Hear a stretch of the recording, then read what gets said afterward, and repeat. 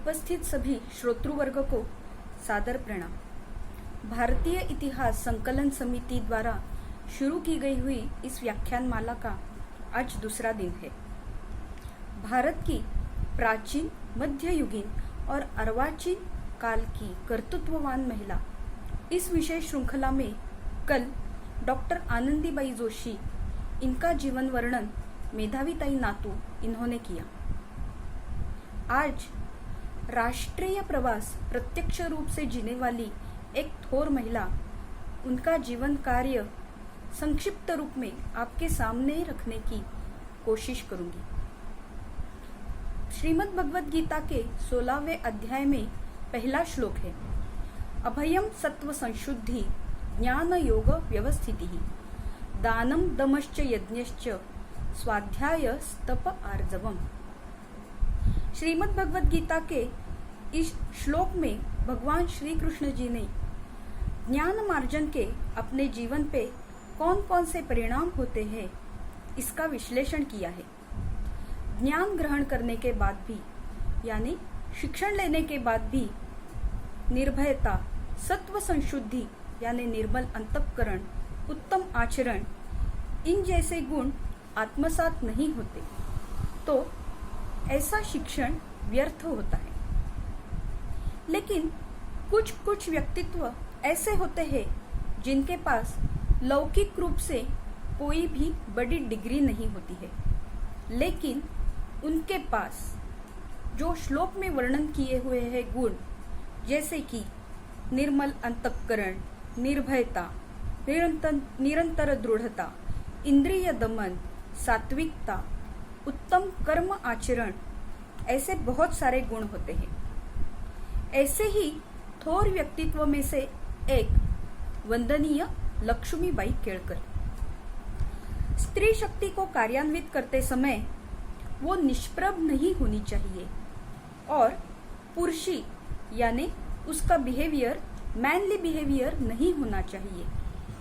स्त्री अपने स्त्रीत्व का जतन कर संस्कारमयी, स्वसंरक्षित हो, ऐसे उनके विचार थे। स्वातंत्र्य पूर्व काल में महिलाओं का घर से बाहर निकलना बहुत ही मुश्किल था। वो चौखट में सिमटी हुई जिंदगी व्यतीत करती थी। राष्ट्र सेविका समिति की स्थापना कर मौसी जी ने इन महिलाओं को राष्ट्र कार्य हेतु, समाज कार्य हेतु घर से बाहर निकलने की प्रेरणा दी। मौसी जी के बचपन का नाम कमल था। कमल को स्कूल जाना बहुत ही अच्छा लगता था। वो जब शिशु वर्ग में थी तो ब्रिटेन के राजा पंचम जॉर्ज का राज्यारोहण समारंभ हुआ था। ब्रिटेन के राजा भारत के दौरे पे आने वाले थे, तो उनके स्वागत के लिए भारत में स्वागत समारोह की योजना की। उनके ऊपर स्वागत गीत रचे गए। स्वागत समारोह में छोटी कमल ने राजा के लिए स्वागत गीत गाया। वो बहुत ही उत्साहित थी। स्कूल के बच्चों को मिठाइयाँ बांटी गई। वो मिठाइयाँ लेके जब कमल घर पे आई तो उसको समझ में आया कि घर का वातावरण कुछ अच्छा नहीं था। राजा का जो स्वागत हुआ वो अपने घर के बड़ों को बिल्कुल भी अच्छा नहीं लगा। उसका बड़ा भाई तो निर्भत्सनापूर्वक बोल रहा था, कौन कहाँ का पंचम जॉर्ज और उसके लिए ये लोग गा रहे हैं, नाच रहे हैं। कमल को कुछ समझ में नहीं आया, लेकिन कुछ तो गलती हुई है इसका एहसास हुआ। धीरे धीरे उसको समझ में आया कि ये देश अपना है, लेकिन ये राजा अपना नहीं है। अंग्रेज हम लोगों पे राज कर रहे हैं। धीरे धीरे उसको ये भी समझ में आया कि जिस स्कूल में मैं जाती हूँ वहाँ की जो शिक्षिकाएं हैं वो अपने भगवान को बहुत बुरा कहती है। अपने लोग, अपने उत्सव, इसके बारे में बहुत ही गलत बातें करती हैं।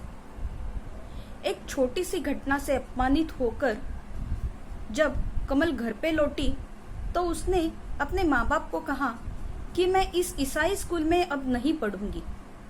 उसके बाद कमल का प्रवेश हिंदू कन्याशाला में हुआ। कमल की माँ अपनी आजू-बाजू की औरतों को लेके केसरी वर्तमान पत्र का वाचन करती थी। समाज में क्या हो रहा है ये सब उन औरतों को बताती थी। इसकी भनक अंग्रेजों को लग गई।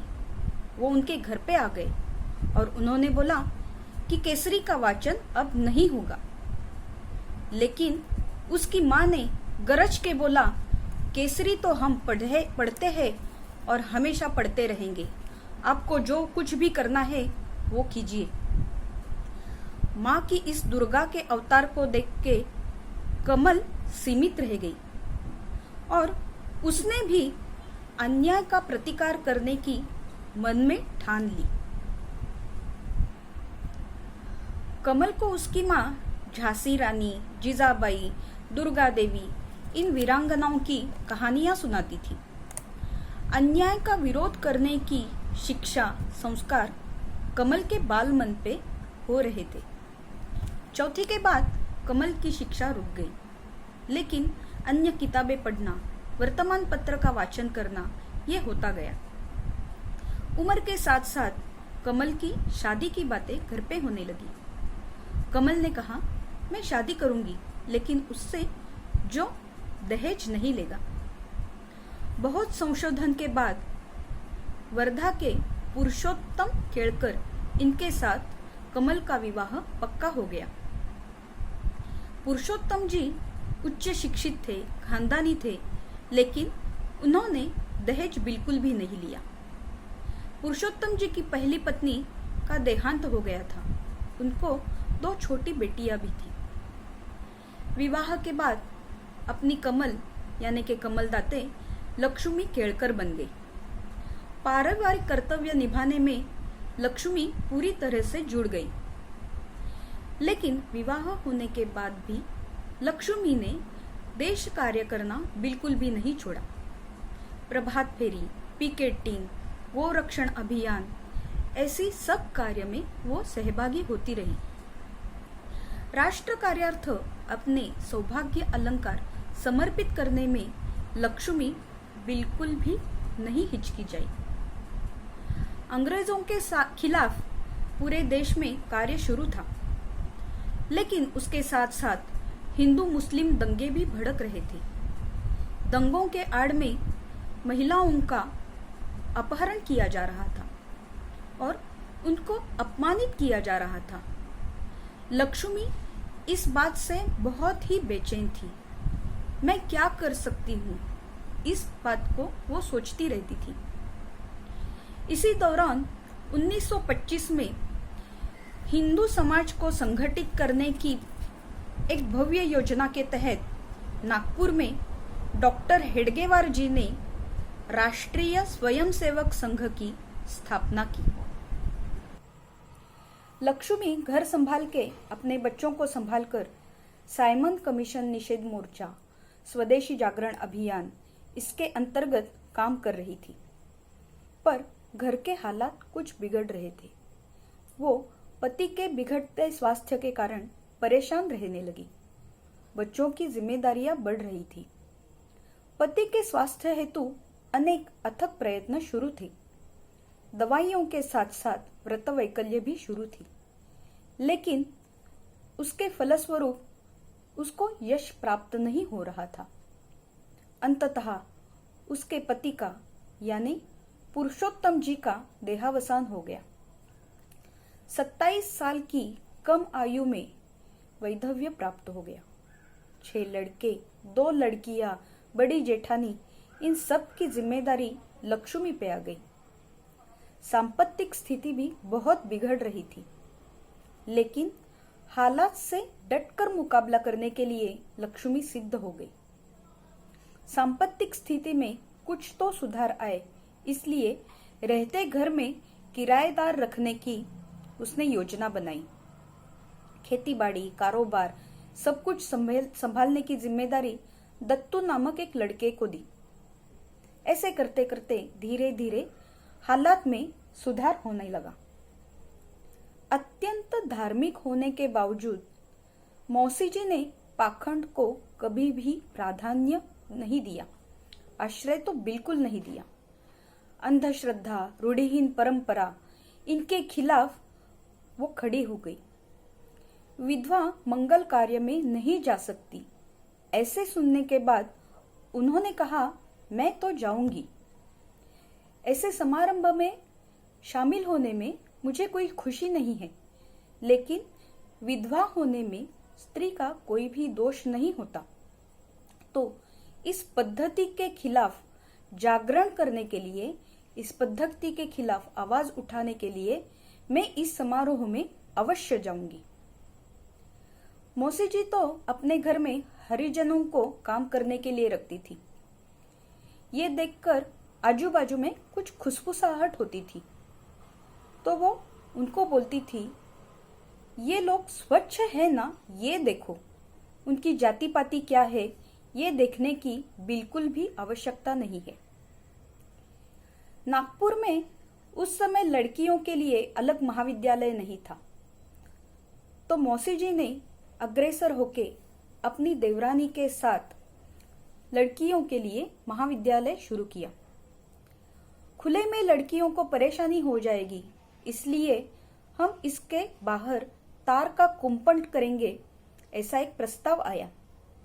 लेकिन मौसी जी ने इस पे कहा, कुंपण नहीं, आत्म सुरक्षा सिखाने की बहुत जरूरत है। स्कूल छूटने के बाद मौसी जी के लड़के शाखा में तुरंत ही जाते थे।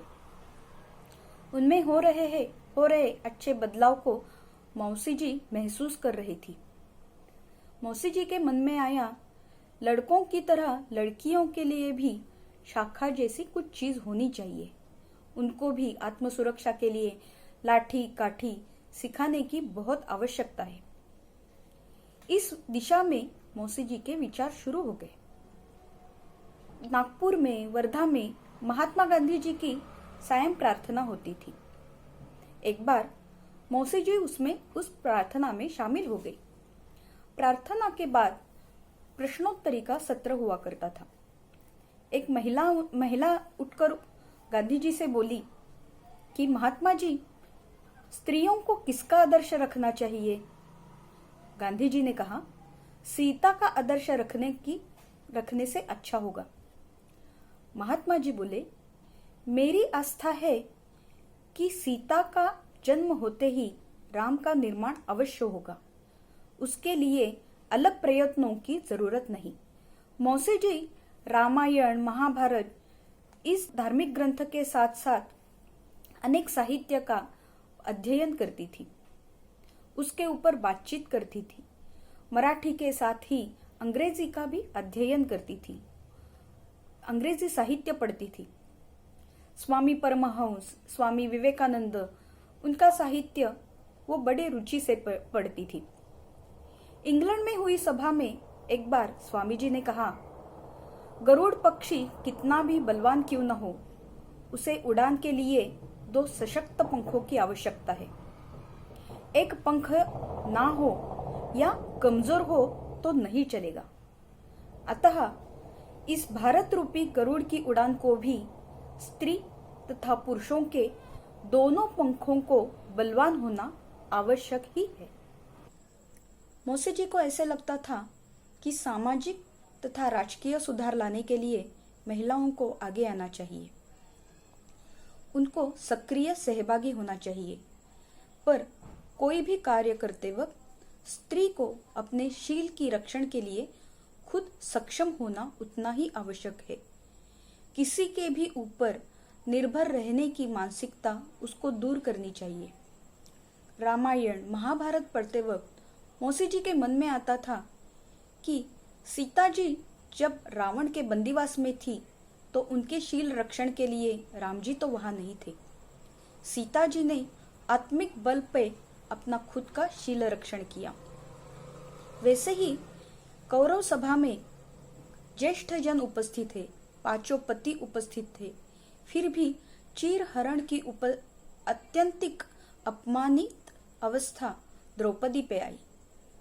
उसने दुर्दम्य आत्मविश्वास और अटूट आत्मबल के ऊपर खुद का शील रक्षण किया। महिलाओं में निर्भर रहने की मानसिकता, सामाजिक उदासीनता, दुर्बल अवस्था, ये सब मौसी जी को अस्वस्थ करती थी, उनको खस्ता करती थी। संतराबाग में, नागपुर के संतराबाग में भी महिलाओं का शोषण होता था। ये सब वार्ता सुन के वो बहुत अस्वस्थ होती थी। ऐसे ही में बंगाल में एक घटना घटी। कुसुमबाला नाम की एक लड़की अपने पति के साथ बाजार में जा रही थी। कुछ गुंडों ने उसे छेड़ दिया और उसको उठा के लेके जाने लगे। उसका पति वकील था, कायदे की धमकी वो उनको देने लगा, लेकिन वो गुंडे हंसकर बोले, कायदे कानून आप जैसे पढ़े लिखे लोगों के लिए होता है, हम लोगों के लिए कायदा हमारे हाथ की ताकत होता है। ऐसे उद्धट स्वर में बातें करके उन्होंने कुसुमबाला को उठाया और उसके शील का हरण किया। अपमानित होने के बाद, बेअब्रू होने के कारण कुसुमबाला ने आत्मदहन कर दिया। संतराबाग की कहानी, कुसुमबाग की कहानी, ये सब घटनाओं ने मौसी जी को झिंझोड़ के रख दिया। वो तिलमिला उठी, मैं क्या कर सकती हूँ, कैसे कर सकती हूँ, ये सोचने लगी। उन्होंने संघ के संस्थापक डॉक्टर जी से इस बारे में बातचीत शुरू की। उन्होंने विनती की कि लड़कियों को भी संघ में स्थान दे, उनको आत्मसुरक्षितता का अध्याय पढ़ाए। लेकिन विचारों के पक्के डॉक्टर जी ने कहा कि संघ कार्य सिर्फ पुरुषों के लिए सीमित है। महिलाओं के लिए ऐसी अगर कोई संगठन बनानी है तो आप आगे आकर शुरू कीजिए। जहां पे भी जरूरत रहेगी, संघ के स्वयंसेवक आपको मदद करेंगे। एक ध्येय हम लोग कार्य करेंगे, लेकिन ये याद रखिए कि एक ध्येय पर जाते हुए भी रेल की पटरियों की तरह हम लोग एक साथ तो चलेंगे, लेकिन कभी मिलेंगे नहीं। ये भी याद रखिए कि समिति संघ की महिला शाखा नहीं होगी। अब विचार नहीं, कृति की आवश्यकता है। ये जानकर और ठानकर सभी समविचारी महिलाओं को साथ लेकर मौसी जी ने काम शुरू कर दिया। आत्मरक्षा का प्रमुख उद्देश्य रख के योजना बनाई। 100 पुरुष एकत्रित आना बिल्कुल मुमकिन है, लेकिन 10 महिला एकत्रित आना मुमकिन ही नहीं, नामुमकिन है, बहुत कठिन है। इस विचारधारा के खिलाफ काम शुरू हुआ और वो सुवर्ण दिन आ गया, 25 अक्टूबर 1936, विजयादशमी। इस दिन विश्व के एकमात्र महिला संगठन की नींव रखी गई। वर्धा में समिति की शाखा शुरू हो गई। नियोजित कार्य पद्धति के अंतर्गत काम शुरू हो गया। भगवा ध्वज गुरु स्थान पे पक्का हो गया। 1 साल के अंदर ही संघ के तरह समिति के वर्ग भी शुरू हो गए। अखिल भारतीय हिंदू महिलाओं को स्व संरक्षण हेतु एकत्रित करने का, एक दूसरे को जोड़ने का काम शुरू हो गया। काम उत्साह से आगे बढ़ता हुआ जा रहा था। वंदनीय सरस्वतीबाई अपटे ऐसा ही काम पूना में कर रही थी। वो भी मौसी जी के काम से खुशी खुशी जुड़ गई। अब समिति का काम नागपुर से बाहर निकल के पूरे महाराष्ट्र में फैल गया। महाराष्ट्र के बाद कर्नाटक, मध्य प्रदेश, उत्तर प्रदेश, दिल्ली, सिंध, इन प्रांतों में भी इसका काम जोर शोर से शुरू हो गया। वंदनीय ताई यानी सरस्वतीबाई अपटे जी के काम से जुट जाने के बाद मौसी जी ने और ताई जी ने धीरे धीरे समिति कार्य को सुसूत्रता में लाने की शुरुआत कर दी। लोक संपर्क, लोक संग्रह, लोक संस्कार और लोक नियुक्ति ऐसे संगठन सूत्र बनाए। समिति कार्य की ओर बहुत सारी तरुणियां आकर्षित हो रही थी। संघ के प्रचारकों की तरह हम भी आजीवन अविवाहित रह के समिति कार्य करेंगे, ऐसी इच्छा प्रकट करने लगी। लेकिन मौसी जी ने उनको समझाया कि भारतीय समाज मन कुटुंब पद्धति का अनुसरण करती है, इसलिए जिन सेविकाओं को ये इच्छा है वो 1 से 5 साल तक घर से दूर रह के समिति कार्य करे, उसके बाद शादी करे और शादी के बाद वो जहाँ जाएंगी या पति की बदली जहाँ होंगी वहाँ स्थिर होके समिति कार्य शुरू कर सकती है। ऐसी सभी सेविकाएं मेरी प्रचारिका रहेंगी। ऐसे ही चतुराई से समस्या का समाधान, सुयोग्य निर्णय, समझाने की प्रभावी शैली, इस कारण मौसी जी हर एक समस्या का समाधान चुटकी से सुलझा लेती थी। 1942 तक अंग्रेजों का भारत से बाहर जाना लगभग तय ही हो गया था, लेकिन भारत और पाकिस्तान का विभाजन भी कगार पे था। भारत और पाकिस्तान के विभाजन के कुछ दिन पूर्व सिंध की एक सेविका जेठी दीवानी का मौसी जी को एक खत आया। उसमें उन्होंने विनती की थी कि मौसी जी एक बार तो आप यहाँ पे आके जाइए। मौसी जी अपनी सेविका के लिए कुछ भी कर गुजरने के लिए हमेशा तैयार ही रहती थी। वेणुताई को साथ लेके मौसी जी कराची के विमान में 13 अगस्त को बैठ गई। पूरे विमान में केवल 2 महिला, बाकी सब पुरुष। हंस के लिया पाकिस्तान, लड़के लेंगे हिंदुस्तान, ऐसे नारे लग रहे थे, लेकिन इन दोनों ने धैर्य नहीं खोया। विपरीत परिस्थिति में जमा हुई 1200 सेविकाओं ने भगवा ध्वज के सामने रक्त से शपथ ली कि किसी भी हालत में हम अपनी शील की रक्षा करेंगे। भगवा ध्वज इसका साक्षी था। मौसी जी ने कहा, झांसी रानी माँ दुर्गा बनो, शत्रु दल का मान मर्दन करो, उठो मेरी ललनाओं, साक्षात दुर्गा बन चल पड़ो। अस्वस्थ सेविकाओं के मन में मौसी जी ने प्राण फूके। जरूरत पड़ने पे अपनी लड़कियों को भारत भेज दो, उनकी सुरक्षा की व्यवस्था हम लोग करेंगे, ऐसे बोल के उन सभी को मौसी जी ने आश्वस्त किया। भारत पाकिस्तान का विभाजन इच्छा होते हुए भी कोई भी रोक नहीं सका।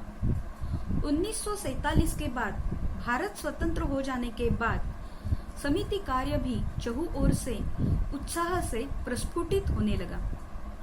मौसी जी को ऐसे लगा कि समिति की सेविकाओं के लिए आदर्श रखने चाहिए, इसलिए मौसी जी ने मातृत्व का आदर्श जीजाबाई, नेतृत्व का आदर्श रानी लक्ष्मीबाई और कर्तृत्व का आदर्श सती अहिल्याबाई को बनाया। समिति सेविकाओं के सामने आदर्श रखने के बाद मौसी जी ने श्रद्धालु, धार्मिक और मूर्ति पूजक भारतीय समाज के सामने देवी अष्टभुजा को आराध्या बना के रखा। लक्ष्मी, सरस्वती और काली माँ का जो एक रूप थी, उसको देखते ही ऐसे लगता था कि वास्तव में वो रक्षण करता थी। देश कार्य के साथ साथ समाज जागरण करने हेतु मौसी जी ने रामायण प्रवचन शुरू किए। कवि वाल्मीकि रचित आदि ग्रंथ रामायण को आधार मानकर समाज रचना, व्यक्ति कर्तव्य, समाज कर्तव्य, दायित्व बोध, इसका विवरण वो देती थी। प्रभु रामचंद्र जी को आदर्श मानकर चलने की सलाह देती थी। गुरुवर्य अण्णा साहेब कर्वे जी का एक सपना अधूरा था कि वो हर एक स्त्री के लिए एक अलग सी शिक्षण पद्धति बनाए। मौसी जी भी चाहती थी कि अपनी समिति की सेविका समिति कार्य के साथ साथ गृहकृत्य दक्ष भी बने। मौसी जी ऐसा सोचती थी कि उसको शारीरिक, मानसिक और संस्कार युक्त शिक्षण मिले। इसलिए मौसी जी ने अपनी मार्गदर्शन टोली के साथ एक नया अभ्यासक्रम बनाया। माटुंगा में गृहिणी विद्यालय शुरू किया। इस विद्यालय में सौंदर्य शास्त्र, कला शास्त्र, पाक शास्त्र ऐसे नए नए अभ्यासक्रम विषयों के साथ गृहिणियों को शिक्षण देना शुरू किया। तरुणियों के सजने संवरने या उनके कपड़ों के बारे में हमेशा अलग अलग तरह से मौसी जी को प्रश्न पूछे जाते थे। वो पूछते थे, इसके बारे में आपकी क्या राय है? तो मौसी जी कहती थी, ये अच्छा है, करना भी चाहिए, लेकिन एक मर्यादा में रह के। अपना कार्य या अपना लक्ष्य बाधित ना हो, इसकी खबरदारी हर एक सेविका को लेनी चाहिए। 80-85 साल पहले मौसी जी ने नारी शक्ति को जाना, वंचित दुर्लक्षित महिला को जागरूक किया। 1936 में राष्ट्र सेविका समिति जब स्थापन की तो ऐसा प्रयास भी समाज विरोधी और निंदनीय था, लेकिन आज की तारीख में राष्ट्र सेविका समिति विश्व की एकमात्र महिला संगठन बन गई है। 85 साल से वो अविरत चलती आ रही है। इस कृति से मौसी जी को निंदनीय से अभिनंदनीय और अभिनंदनीय से वंदनीय बनाया है। 30 जून को तिथि के अनुसार वंदनीय मौसी जी का जन्मदिन रहता है। राष्ट्र सेविका समिति की सेविका इस दिन को संकल्प दिन के रूप में मनाती है। आज उपस्थित हर एक महिला को मैं अनुरोध करती हूँ कि समाज कार्य, राष्ट्र कार्य करने की इच्छा रखते हैं, भारत को स्वराज्य, सुराज्य और राम राज्य की ओर लेके जाने की इच्छा रखते हैं, तो राष्ट्र सेविका समिति के कार्य से जुड़ जाइए। वंदनीय लक्ष्मीबाई केळकर यानी के मौसी जी के जीवन कार्य को यही सच्चे रूप से श्रद्धांजलि होगी। भारतीय इतिहास संकलन समिति के पदाधिकारियों से मैं आभार व्यक्त करती हूँ और अपनी वाणी को विराम देती हूँ। नमस्ते। वंदे मातरम।